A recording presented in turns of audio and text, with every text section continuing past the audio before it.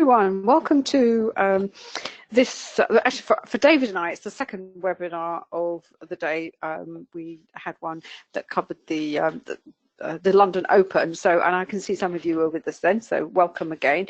But on this session, we look at what's happening, what has been happening, and what is likely to be happening later on as New York gets underway. But as usual, before we start, may I draw your attention to the disclaimer that I know you can see on your screen. As you know, this can be a very risky business, so please don't ever think of using money that you cannot afford to lose. And here am I with David sitting next to me, and in this webinar, in fact all our webinars, what we do is we look at the markets through the prism of our methodology, which is volume price analysis, with the all supported by our fabulous quantum trading tools.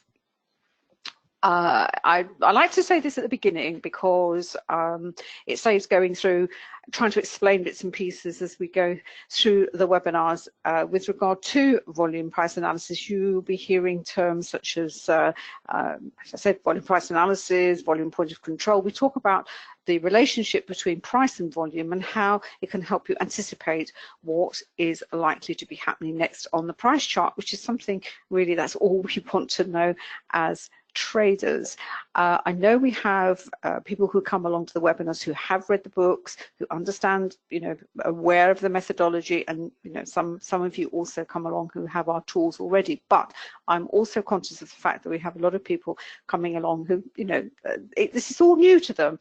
So I always use these just a couple of minutes before we start, just to lay out what you can expect in the session ahead. If you're not aware of VPA and you've never come across a methodology which looks at both the price action and the volume, may I suggest you just head over to Amazon, and you can find, just Google my name, Anna Cooling, not Google, put it into the search box, and all the books will come up there. For Forex, you will find individual books to do with the market, but you'll also find what we call the Forex Trading Library.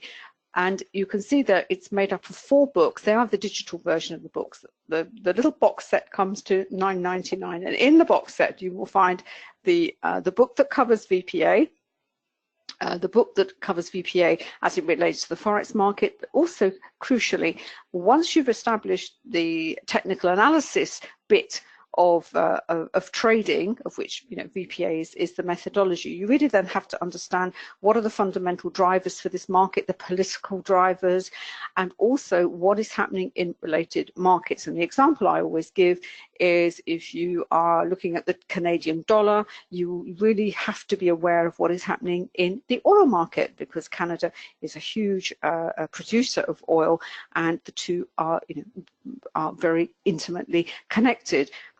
The other commodity dollars as well, Australia, a close relationship to gold. All that is explained in the book. So we talk about this and we make these statements in these sessions, and if you haven't got a clue what we're talking about, that is where you will find the answers to to what we are saying. What we've also done, we've taken it one step further. We've actually developed a full and very comprehensive program. At the moment, it is just for Forex. It is our Forex trading program, where everything in the books is taken to the next level. In fact, I'm dealing with an inquiry at the moment from someone who has started working, started reading the books, buying all the books, and applying the principles and concepts to their trading. And it's a very valid question. I've read the books, do I actually need the program? And there's no definitive answer, because it depends. We have traders who are new traders and have simply taken the books, built on them, taken the concepts, and they're perfectly happy.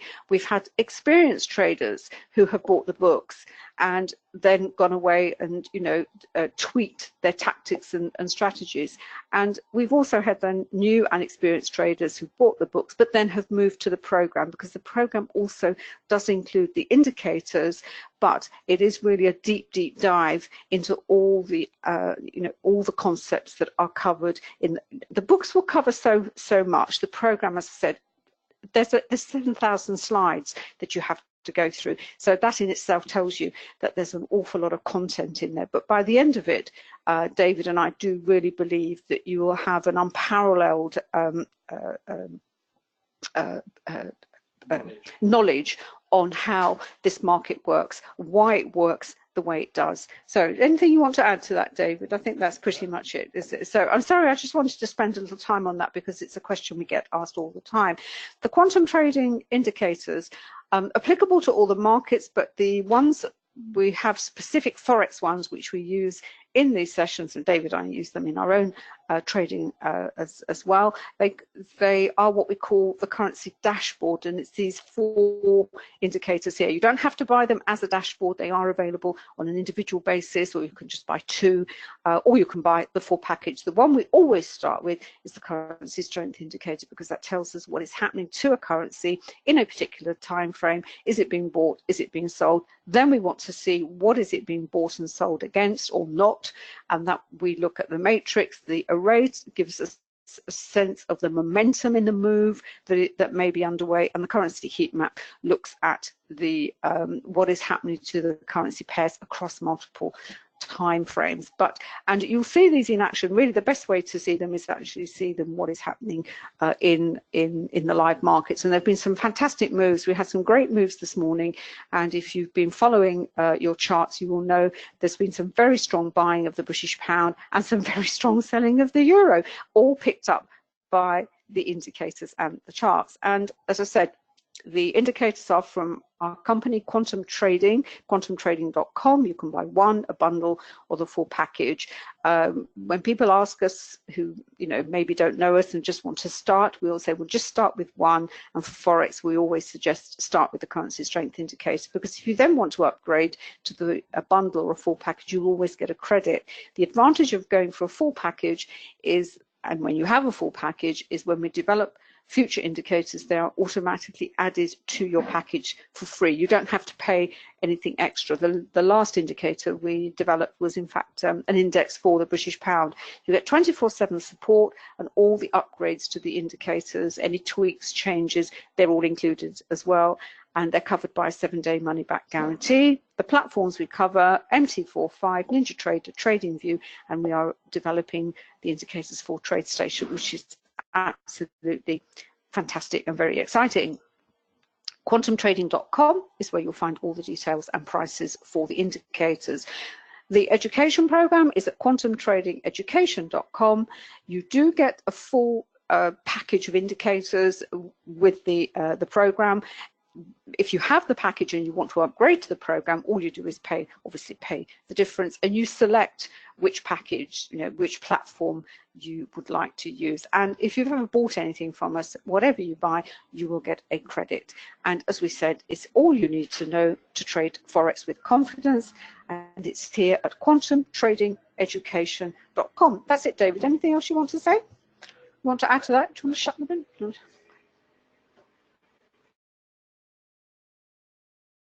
Sorry, there's some work going on outside, and there's the digger is the dumper truck is going past, and it's making a bit of a racket. Right, okay, just let me take that down.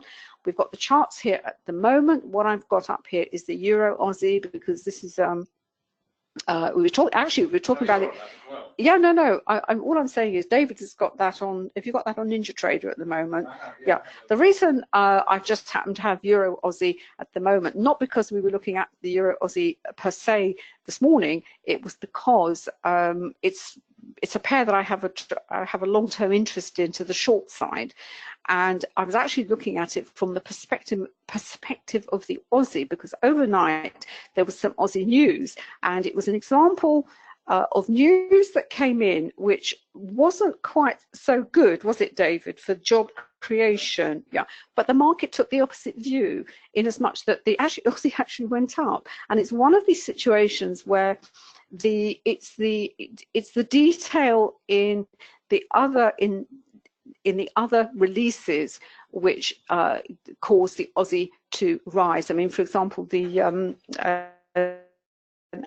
bottom line is that the data that came in, albeit job creation was was low and below expectation. The unemployment rate kept steady, and the interpretation was that meant that the RBA would not be lowering interest rates in August. In fact, that decision would be probably pushed back to later on in the year. And of course, interest rates is what central banks use to try and manage their economies, all explained in the books and in the program. So therefore, if the market perception...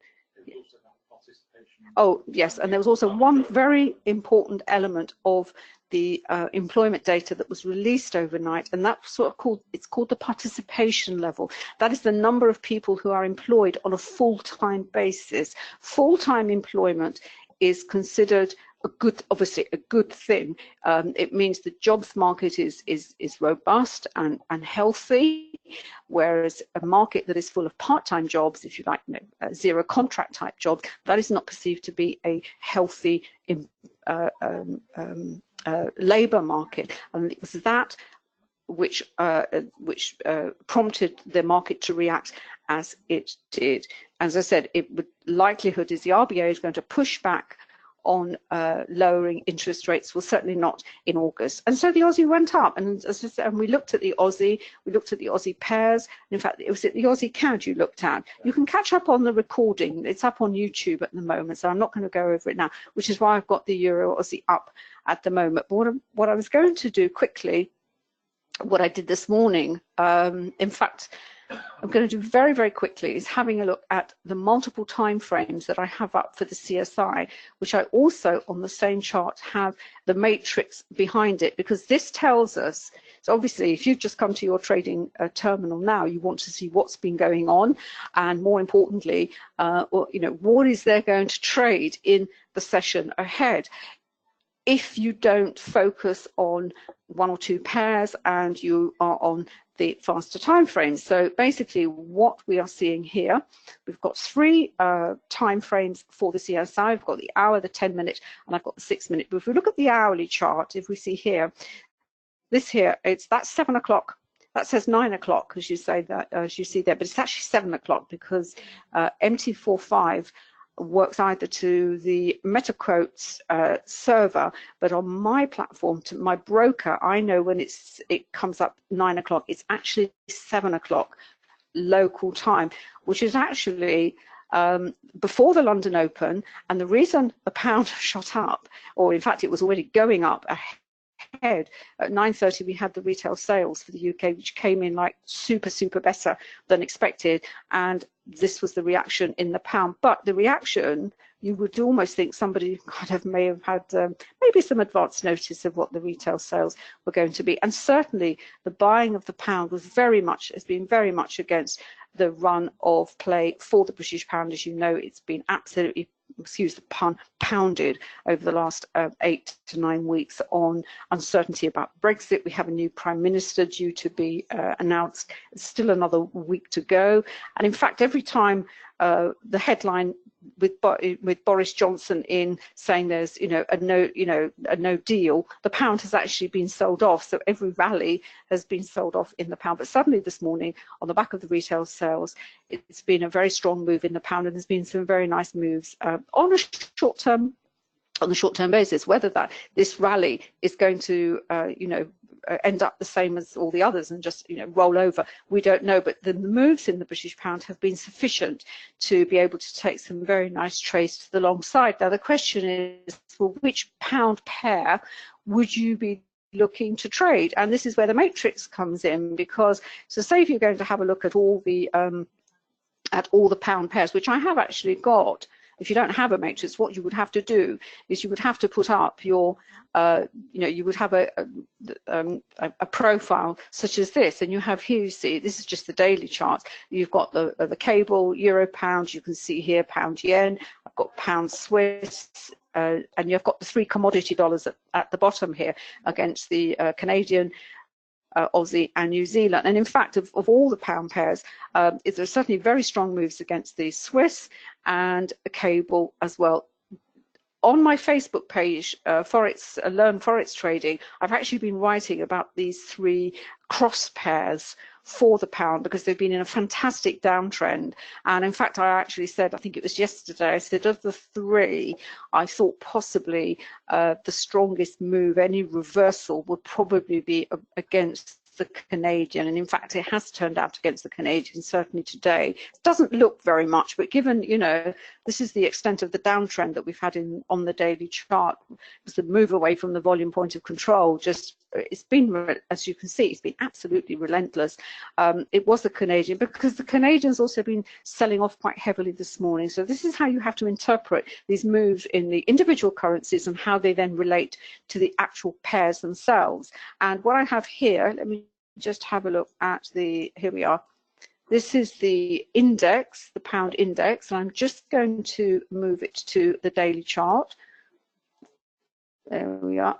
Right, this is what I meant earlier when I said this is the move lower in the pound. Every attempt to rally, as we can see here, has been just snuffed out, and it's carried on lower, and it's carried. Now, you could argue, well, this is what we're seeing at the moment? Is this in fact just another, you know, a rally to maybe sucker in some traders think, well, it's had such a fall, it's got to reverse, and of course it's got to reverse. Everything reverses at some point, certainly in the Forex market. But as you can see, there've been some very solid buying of the British pound certainly this morning. To go back to my CSIs quickly, my multiple CSIs, and you can see here, in fact, let me just highlight the pounds, and here we are. In fact, this is the ranking of the British pounds since, well, really since 7 o'clock this morning, and then given an extra boost by the retail sales. And I was right, the strongest has been the pound Swiss, although that's matched fairly closely by the euro pound. We've got pound yen, and pound Canadian is actually third, but it's the highest. It's the highest ranking of my three commodity cross pairs. So this is what you would do. This is how you start, if you like, your analysis, by looking at what the individual currencies are doing, obviously being aware of what news is coming up. I mean, this morning, as I said, we had retail sales for the British pound, and at 9:30. So any trade that you take, especially if you're on the faster time frames, you have to factor that in. Whether you then, if you're in a trade, you also have to factor in the crossovers when London opens, as you know, when a new time zone comes in, when fresh traders join this market, you can have a complete reversal of sentiment. It may be only temporary, but enough to sort of take you out of a trade, particularly if you are in the faster time frames. If you're on something like the 30-minute, the hour, then moving up, it's just part and parcel. You just absorb that noise, and and you just monitor your trades, and away you go.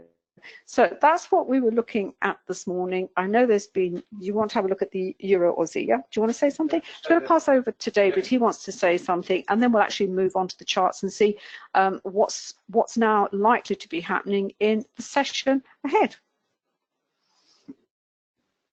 Thanks, darling, and a very warm welcome to you all. Hope you can hear me loud and clear.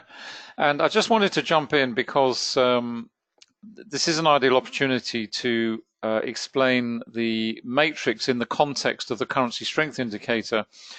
Because if you look at the hourly time frame, what's clear is that sentiment towards the British pound is universal.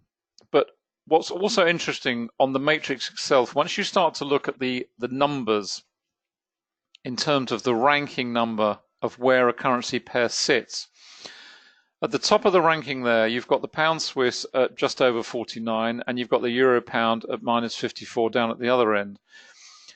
And what that tells you is two things. First of all, that the differential between these two is fairly evenly balanced. In other words, from a numerical value, the bullish and bearish sentiment is evenly weighted across those pairs.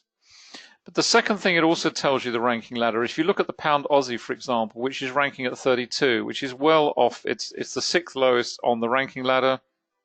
It's well off the high of 48.49 on pound Swiss. And the reason for that, if you look at the currency strength indicator below, is that as a general trend in terms of the price moves, the pound and the Aussie have been following one another around generally.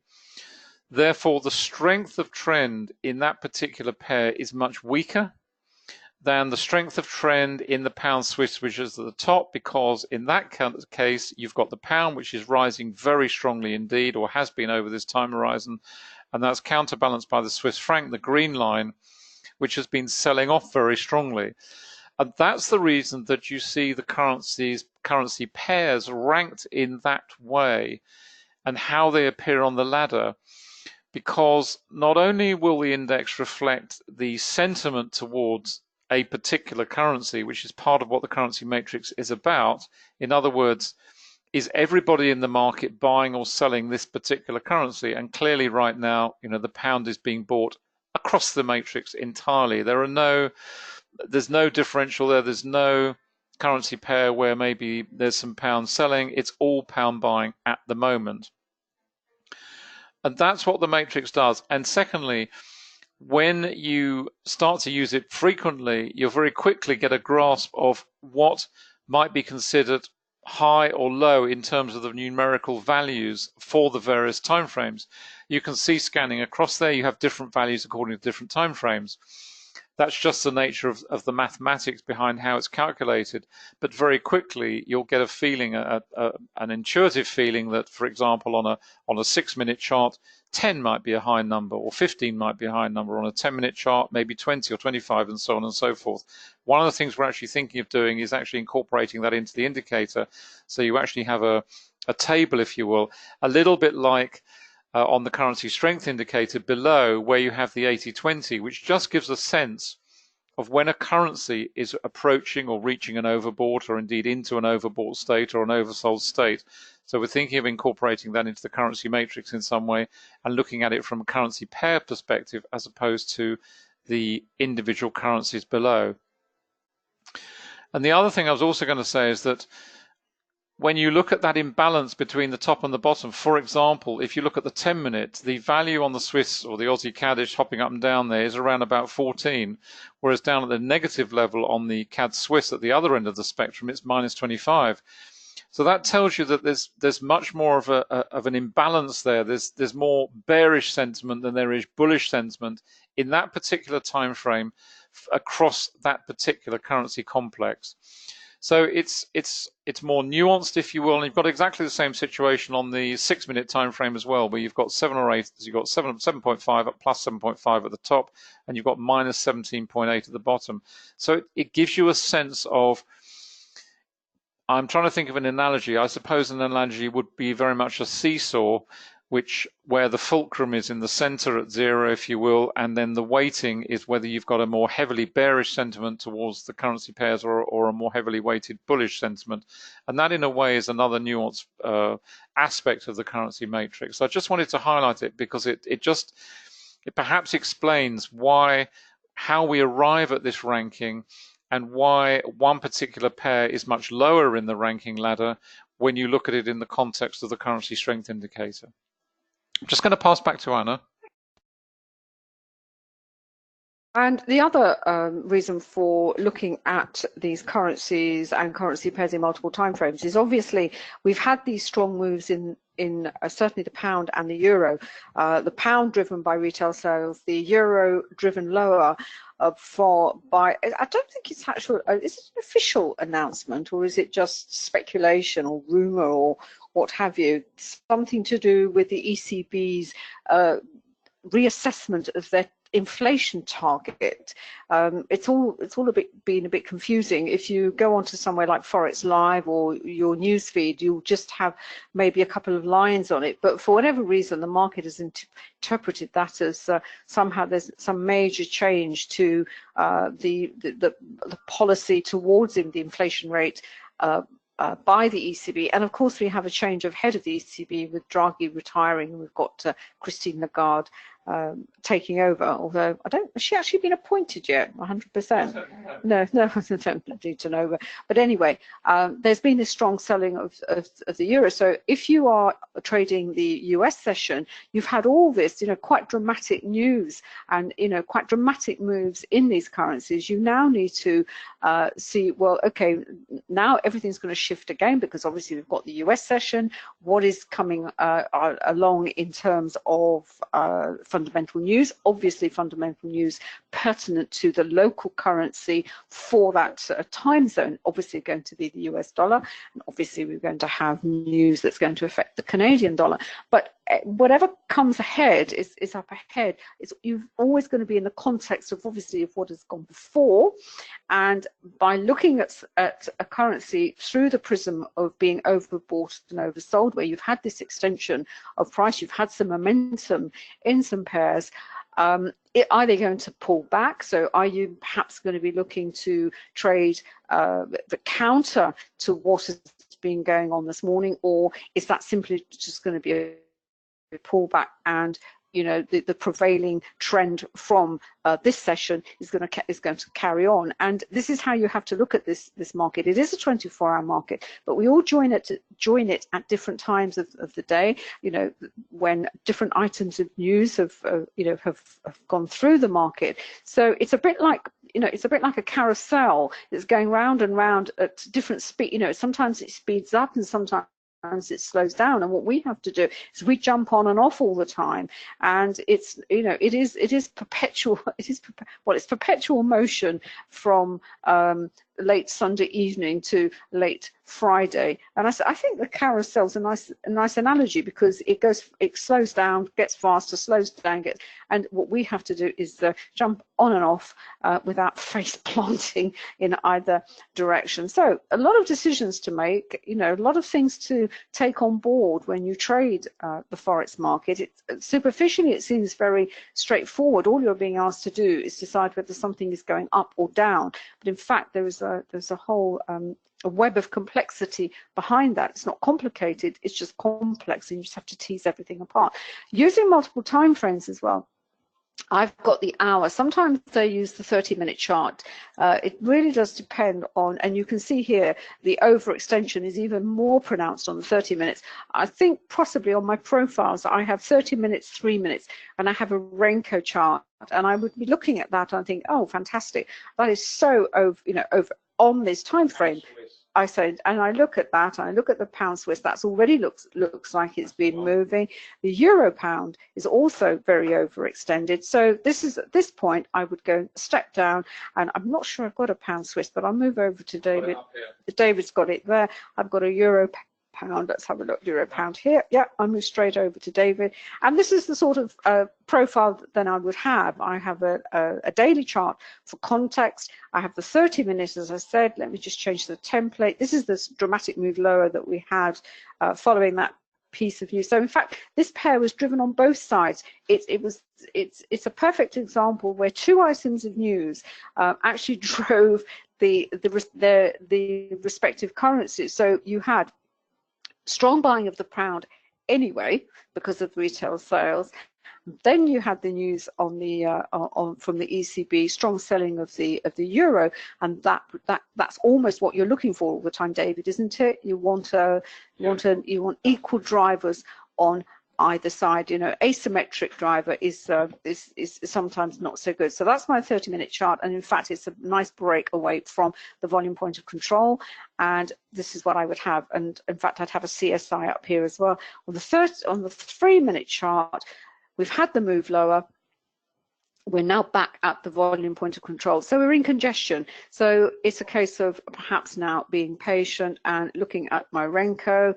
This is the move lower in the renko, which I use because when you're on the faster time frames, what you want is you want to try and smooth out some of that very spiky, whippy price action, and this is what the renko does. So we'll have to wait and see if, in fact, what we see on the 30-minute CSI, we're going to get this reversal, or maybe just get a pullback before the primary principal trend is reversed, which is which is lower for the euro and more buying for the British pound.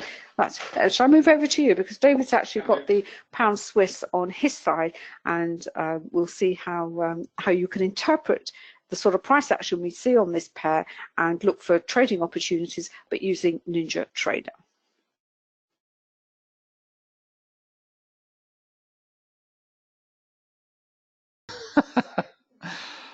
Just transfer, there we go. Click that. That should be coming up any second. Hopefully you can see it on your screen. Looking over on ours, yeah, it's there. Terrific. Okay, yep. I'm always hunting out reversals. I'm afraid that is my first port of call. Doesn't have to be yours, but it's certainly where I always look on the CSI as my starting point. I'm always looking for a currency that's overbought or oversold and matching them up and looking for those opportunities for reversal trades, because very simply, it means I get in early and I make more money doing it that way, rather than waiting for the trend to develop and then jumping on the existing trend. That's not to say I don't jump on existing trends, but generally speaking, what I'm looking for are those reversal points where you get in early. This is the pound Swiss. I've got the 1 minute here, I've got 3 minute and 5 minute across the top, so pretty quick up there, and then down into the 10 minute, the 15 minute, and finally over onto the daily down here at the bottom right hand side. And let's just pull up the 10 minute, for example. We had this big surge earlier on. This was there was a lot of Europe sentiment in there, and we had the volatility, big spike in volume. But what's interesting about the rally higher off that was, yes, the market was rising, some weakness thereafter, but look at the volume falling away. And it's no great surprise that when you're looking for that sort of opportunity, that's what you're looking for, certainly from a VPA perspective at any rate. Rising prices, falling volume, classic sign of a weak trend, or a trend that at any rate is running out of momentum. What you then also had at the top here was a 2-bar reversal. You overlay one on top of the other. For example, on a 20-minute time frame, this is on 10. So if you go to 20 minutes, if you lay one on top of the other, what would you have? You'd have a market that's risen and has then fallen again. So you'd have a little body and you'd have a nice deep wick to the upper body, decent volume below. So you're looking at a reversal off that particular candle. Then, of course, what you'd also be looking at is the CSI, because on the CSI, those two currencies are very, very strongly overbought and oversold, and you're just waiting for that reversal to develop. It's as simple as that. Down onto the other time frames, similar sort of picture. We had the volatility triggered, big spike, really no follow through, volume falling away. Now we've got the volume starting to build to the downside, decent volume under there. And you can, compare it across what you're looking at. This is the nice thing with Ninja, is it prints the precise time. It's literally, this is 1 o'clock, this is the US Open, this is London Open, this is where we were earlier in the day, and this is the European Open. So in terms of a volume analysis profile, we can go from here, 8 o'clock, right the way through over here, and all of this volume over here, this is through our night. This is the Far Eastern Asia session. So we're comparing volume really approximately from here right the way through to over here. So we've got decent selling pressure under here. Nice word spread candle on that last down candle. No wick to the lower body or upper body, so straight through. Good volume underneath, and it's a nice move developing. We hop up go to the other extreme, if you will, up onto the 1 minute. Volume point of control sitting there. We had some, we talked about this morning in terms of breaking away from a channel. And this makes the point, because what breakaway trading often gets is a bad press, because breakaways are often considered as fake outs, and people say, well, you can't trade breakaways because you never know whether it's a true or a fake move. Well, you do if you apply volume to it. It's very simple. Trend monitors remained steadfastly bright red. We had a minor transition here when we're in congestion, but it never went through into bright blue. Volume point of control was here. We had these really two nice channels defined by the upper and lower levels on the accumulation distribution indicator. So we've got a nice ceiling in here, nice floor in here. Where you choose to get in is really up to you. Are you ready to get in on the first candle? As this one develops, good volume under there, or are you a little bit nervous at that sort of proximity? Do you want to wait a little bit? We had a little volatility candle here with a pullback, then a reversal straight back inside it again, which is what we expect to see. Now we're starting to see that market break down again. We had a little bit of a pause point here. Look at the volume under this candle. We've had an effort to rise, very narrow spread candle, ton of volume going in, market going nowhere, very weak. The analogy that we use in the program to describe that is really of driving a car on an icy hill, and you apply more pressure to the accelerator or the gas, and the wheels start to spin as you go up the hill, and gradually you get to a point where you're just spinning and standing still. You're applying more and more pressure to the accelerator, but you're actually not moving forwards at all, and at some point you actually start sliding back down the hill. And that's really the way to think of it, is where the market is selling heavily into this candle. It's very weak, and therefore this market is not going to rally. It's a narrow spread candle. You're trying to sell into weakness. Had this been a true candle, in other words, not an anomaly, then you would have seen this up here somewhere. You've seen a nice widespread up candle on good volume. You haven't. You've seen weakness appearing on that particular. And this applies to all time frames, not just on the 1 minute. Could be a one-day candle, could be whatever. We're now also moving down into a low volume area on the volume point of control. This volume histogram prints the associated volume with these regions. In other words, it brings time into the equations, because you're now looking at volume, price, and time on the right-hand side.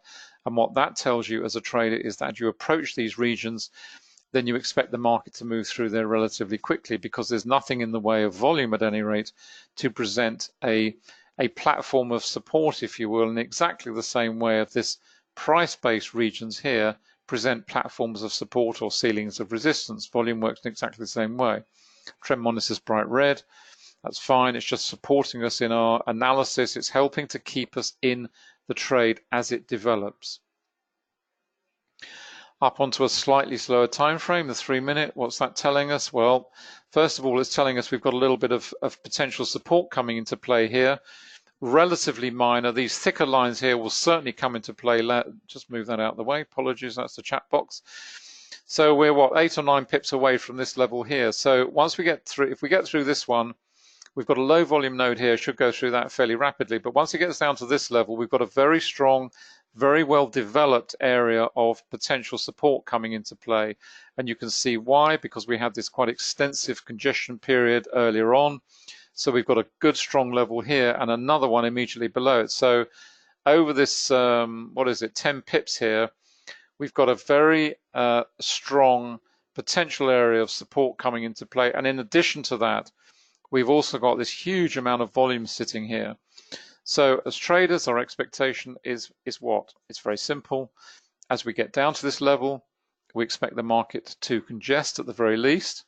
So don't be surprised if this market moves down here and then we see some congestion, sideways price action, and we're just going to have to be patient, possibly wait for another congestion phase to build, and then a further breakdown to the downside in due course.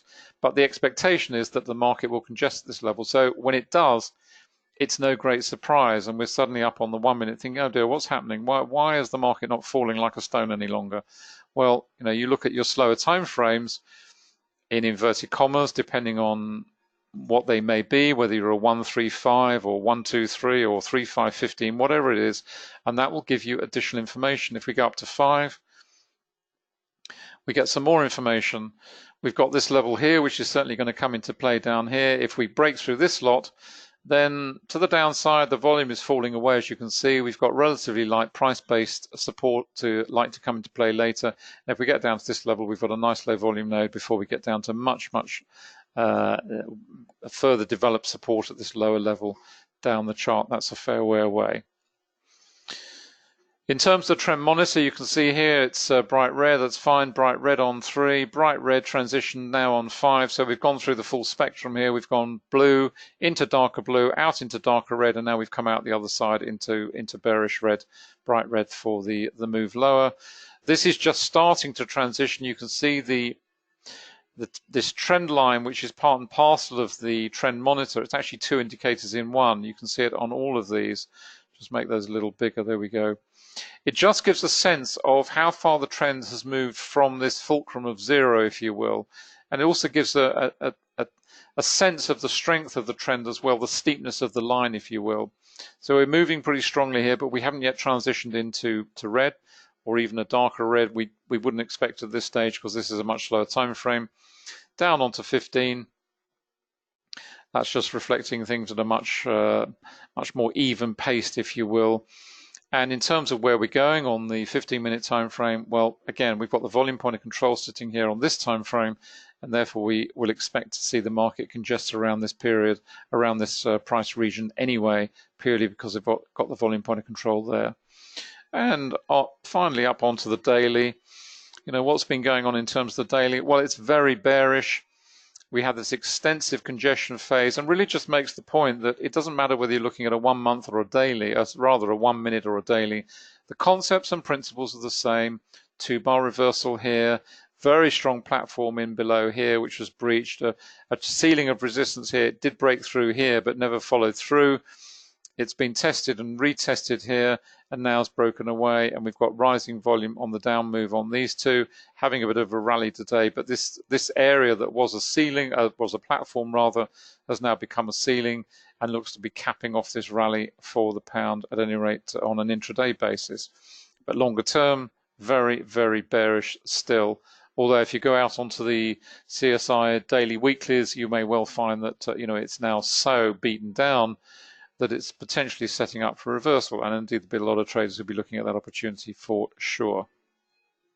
Purely because, not necessarily because they've got a CSI, but purely because it is so heavily oversold and been beaten down for so long, the logic will be that at some point it has to reverse, and of course it will. It's a question of when, and volume will actually tell you that. Nice little rally here. Look at the volume, very weak. Not particularly strong for the time being, and just looking for further downside.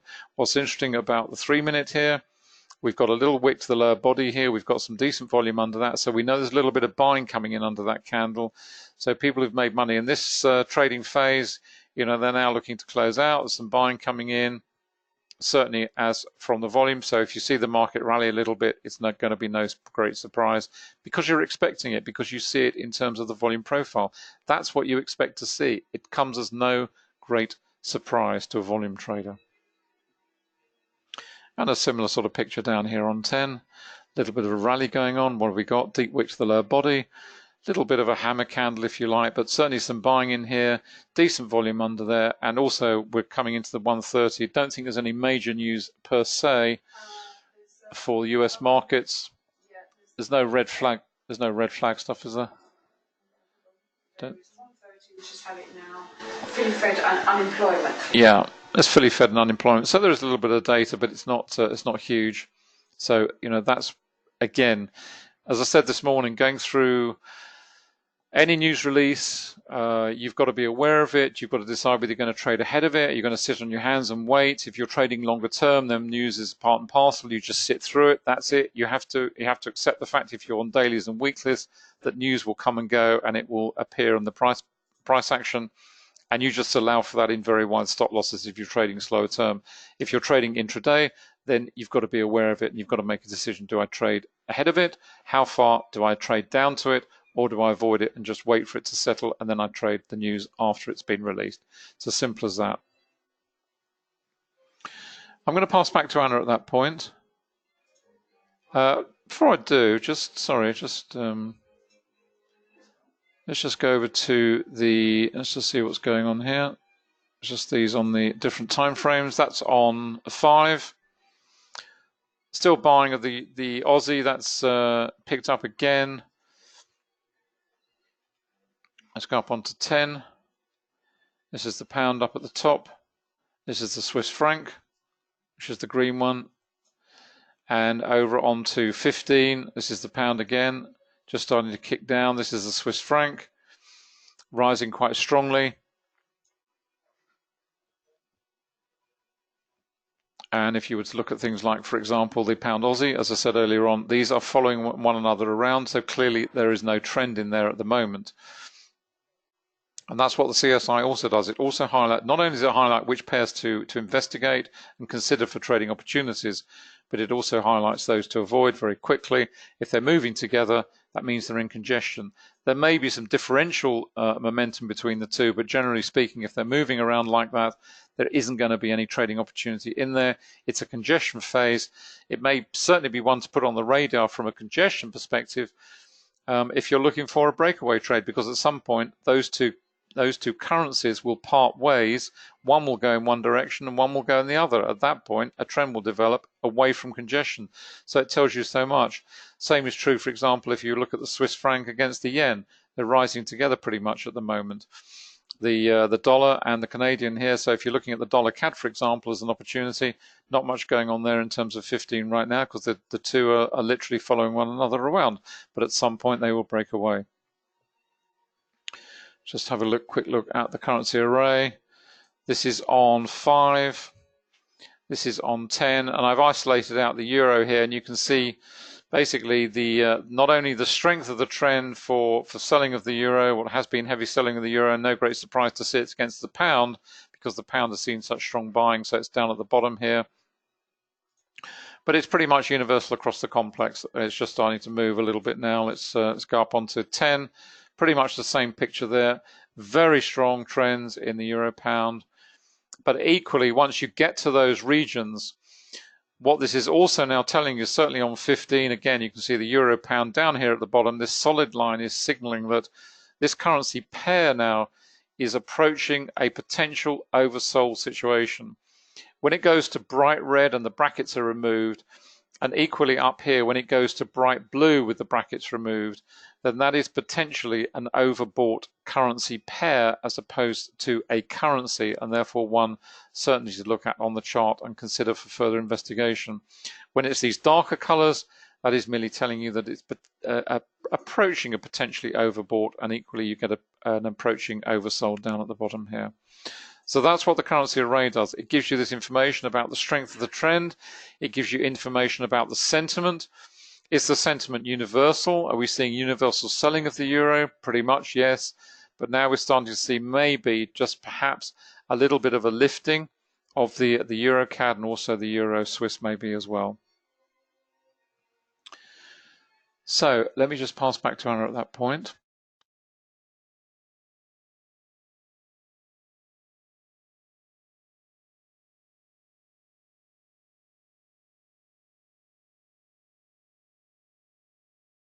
I've actually stayed on the euro pound, my euro pound profile, and in fact, what I've done is I've put the CSI up in the top left here, which is what I normally had. I had the daily chart up, which I just have to flick up when I need to see it, because I wanted to see what whether in fact we are going to see the start of a reversal that we can see clearly on, let's move that on the 30-minute, you can see here, we can see these are very, very overextended at the top and at the bottom. And if we go on the hour as well, we can see, although that's still sort of got a little bit, perhaps a little bit more to climb, and that's perhaps a little bit more to sell. But, you know, these two currencies are reflecting those two items of news that we had earlier on in the session. But the thing is, as I said, we come into this. This is a perpetual motion in this market, and at some point we're going to have to jump on the carousel. And this is where, first of all, we have to decide on our time frames. Are we going to see if we can take some pips on the faster time frames, or do we want to try and trade the hours and the 4s and the 2 hours and the dailies? At the moment, I'm just going to focus on the faster time frame, simply because it's nice to see two currencies at such an extreme on the CSI. And this is where you have to go down to the granular level. You have to look at the renko. Now the renko does look a little bit different than we had before, because what I did was I looked at the indicator. The way you apply the indicator on MT5, it's slightly different on MT4, is you have to apply it to the minute chart. And then what you have is you have the option to run the indicator either based on the ATR function, which basically the indicator itself gives you the value of those brick sizes and or the box size of the bricks. And at the moment it's running at 1.73 pips, but if you want to run a fixed value, you can do so. You can just click that down and go to fixed. I'm actually going to leave it on the ATR, because 1.73 is actually quite a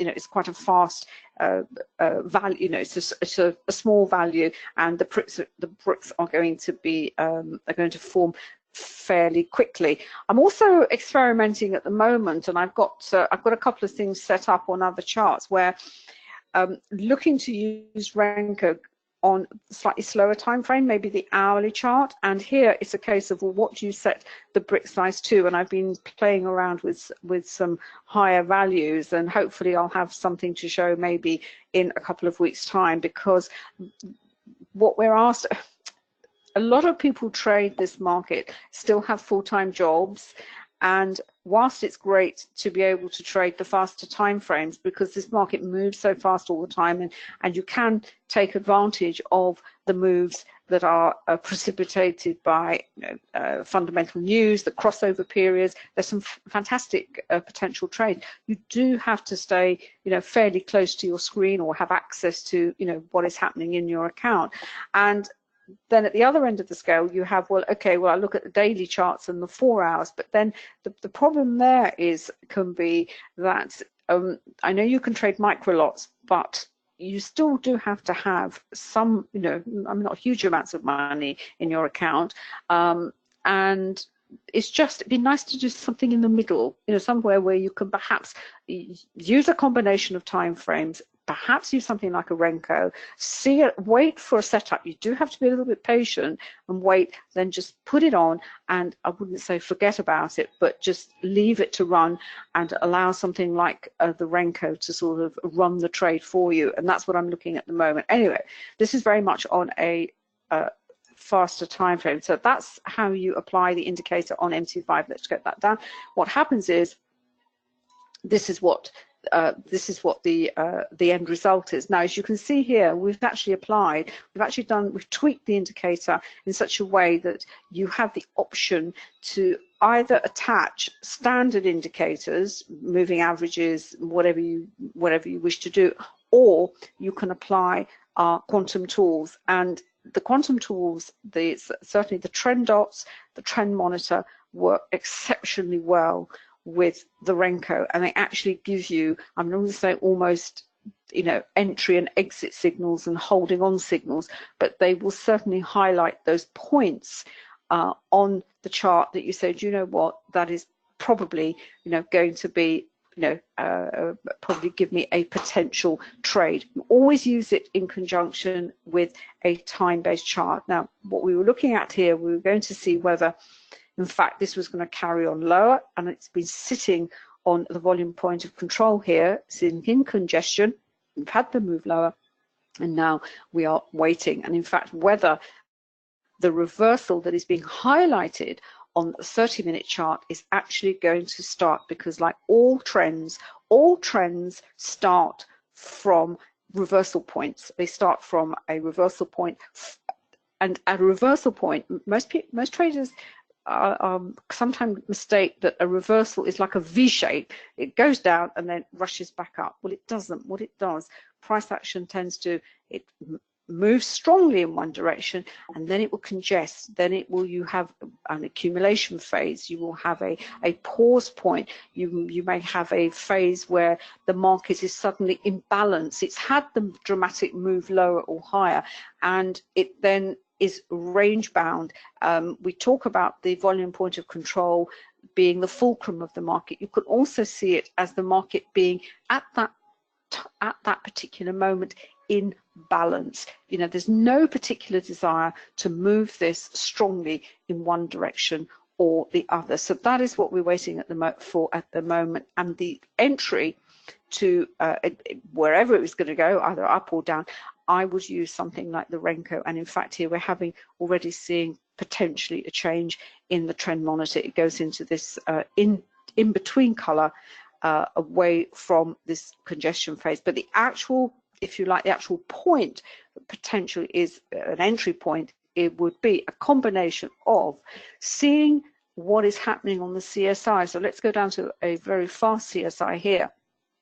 What are we seeing here? We're actually seeing potentially across. This is just a 3-minute chart where you can see pound was going up, reverse lower. If we have a nice little cross there and that carries on, we want to see that reflected in what we can see on the renko. I want to see blue dots, and I want to see that bright blue as well. And I want to see a nice strong move away from the volume point of control on the 3-minute chart. And using the volume point of control as well, it's great for placing your stop losses, because the market tells you, the chart tells you, where would you place your stop loss? Well, your stop loss will be somewhere down there, and you can afford to be quite tight on a stop. And if you get stopped out, does it really matter? You know, the risk on that trade is, in terms of pip value, is not going to be very high at all. And then looking at the 30-minute chart, where we've been waiting for this reversal, if you like, where we've had this overextension, is it's been basing